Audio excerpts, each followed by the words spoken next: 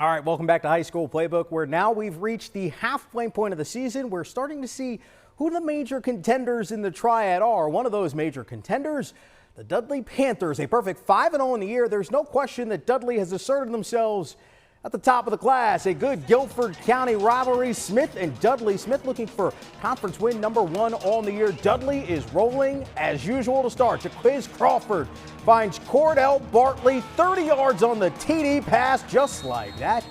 It's 7-0. Smith now back to punt, and special teams living large on a Friday night here in the Triad. Bartley looking like Devin Hester. And check out the YouTube kids if you don't know who I'm talking about, because this is a house call. He's weaving around defenders. He's got all kinds of space, and the Panthers lead 14-0. Now Dudley back on offense. Crawford dropping dimes once again to C.J. Neely this time. He's into pay dirt. Mawson folks himself. Dudley rolls 49-6, the final. Staying out at East, Page making the road trip to Northwest Guilford. Pirates trailing 17-0 with just 30 seconds to go in the half. Zamari Williamson airing it out. The Hail Mary is answered. Christopher Harahan makes the grab as he's rolling into the end zone for the score as Page is on the board. Now lining up for the extra point. The kick is blocked. The Vikings take a 17-6 lead in a halftime. More in the third. Northwest on the move. Anders Mitchell finds Rakeem Hammock in the corner of the end zone. Give him 6 and give him a Dancing with the Stars kind of award. Vikings lead 24-6. Ensuing Page possession. Williamson looking to make a big play again, but this time it's Herb McNeil on the other end for the INT as Northwest Guilford wins 45-12. Hey, Mom. How you doing? Providence Grove visiting Trinity. Patriots trying to ruin Trinity's homecoming. Linebacker Tucker Layton is all over the field, including in the backfield for the stop of the Bulldogs runner. But Trinity's here to celebrate on homecoming themselves. Noah Bradley is hooking up with Cam Nelson on the 3-yard score. Bulldogs trail 8-7.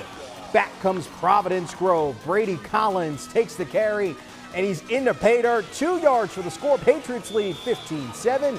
They're in the win column once again, winning 42-21. The final. Big ups to Yaneri Bello being named homecoming queen. How about that? North Forsyth and West Stokes were delayed by about 30 minutes due to weather, but we're playing football. First quarter, North Forsyth with a funky play. Quarterback Jaquiz Jackson is back to pass. The ball seems to slip out of his hands, and West Stokes' Nate Akers is there for the recovery and the score. Wildcats lead 6-0. Now Jackson making up for it in the first half. He connects with Vertice Hamilton, who's breaking tackles, and he's in for the score. North Forsyth leads 7-6. Vikings offense clicking. Jackson to Eric Archie for the score. North Forsyth is up 13-6, but Wildcats all about protecting the nest. LaDan Fleming is weaving out of traffic 20 yards to the crib as West Stokes rolls to the 30-21 victory. Back in K-Vegas, Bishop McGuinness looking for another win themselves.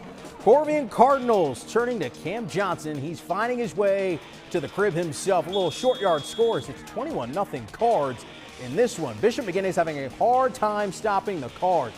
Back against their end zone, Noah Best. He's got all types of daylight, and he's down the sidelines, and they're not gonna get him.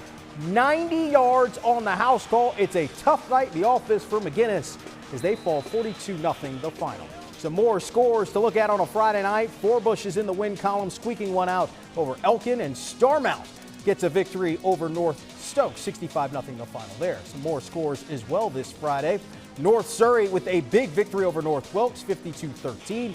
And East Surrey in the win column, big time over Wilkes Central, 61-14 the final there.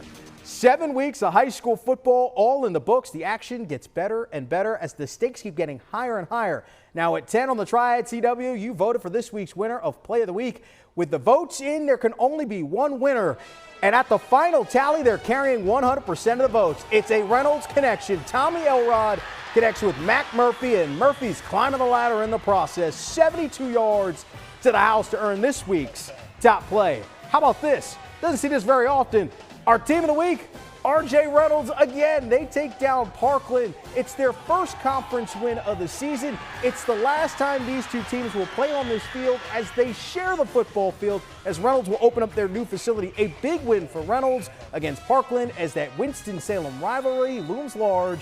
Once again, it brings Reynolds back into conference contention. What a night of football it was this Friday night. I had to do it all in the rain. You heard Kenny Beck. He jinxed me earlier in the day. And of course, Kenny's nice and dry and he left us. But if you missed anything of the action here from Week 7, don't worry about it. We'll have a Saturday edition, and then Week 8 will be here next Friday. Chanel Porter will be back with me. We'll have full action from Week 8 next Friday. Until then, have a great night, everyone, and we'll see you next Friday.